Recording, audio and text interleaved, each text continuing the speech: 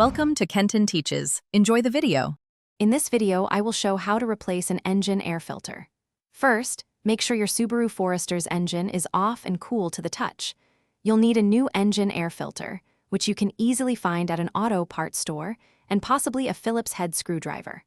This quick maintenance task is crucial for your car's health, helping it breathe better and run more efficiently. Let's get started with locating the air filter housing. Now, open your hood and locate the engine air filter housing. It's typically a large, black plastic box situated on one side of the engine, often connected to a large intake hose. You'll see several metal clips around the perimeter of the housing, or sometimes a few screws. Carefully unclip these fasteners, or use your screwdriver to remove the screws, allowing the top of the housing to be lifted or moved aside. Be gentle to avoid damaging any components. With the housing open, you'll see the old, often dirty engine air filter inside. Take a moment to observe its orientation before you remove it. Gently lift the old filter straight out of the housing.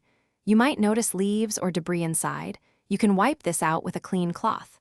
Now, take your new filter and carefully place it into the housing, ensuring it sits snugly and in the correct orientation, just like the old one. It should fit perfectly without forcing. Once the new filter is in place, carefully reattach the top of the air filter housing. Make sure all the clips are securely fastened or all the screws are tightened down. Give the housing a gentle wiggle to ensure it's properly sealed and won't come loose. This simple replacement can significantly improve your engine's performance, increase fuel efficiency, and extend the life of your engine. You've successfully replaced your engine air filter. Thanks for watching. Please subscribe if this video was helpful.